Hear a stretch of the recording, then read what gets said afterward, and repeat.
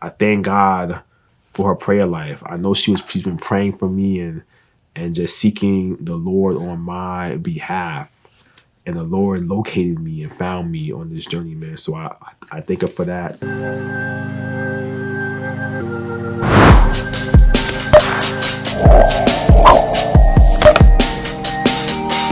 Yo, this is Donovan Anderson, the founder of 30 Mighty Men Ministries, also the founder of Clean, the tools to achieve sexual integrity for the Christian man. Man, so I put a video out.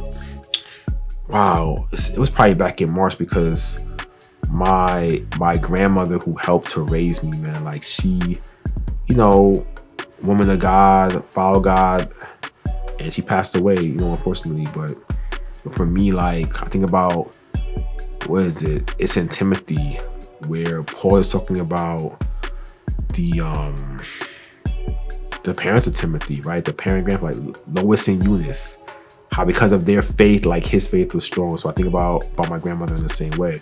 But just recently, man, like it's funny, like I don't know why I have probably a ton of different Bibles all over the house, study Bibles and different translations of Bibles. But I didn't have a King James. The only King James version of the Bible that I had in my house was a collector's edition, which is like, it has the old English in it and like how it's written, the actual script, whatever else. So not one that you would kind of like sit down and read, but it was the one that people did read at that time. Especially this is when it came out in the 1600s. So I have that one, but I don't have another one in the house. But when I went to see my grandmother, or went to the funeral, went through some of her things, I was able to like grab a lot of her things. So one thing that I grabbed, man, that is now precious to me, man, is I grabbed her King James Bible, which has all her highlights in it, has some of her like her note cards, her writings in here, man.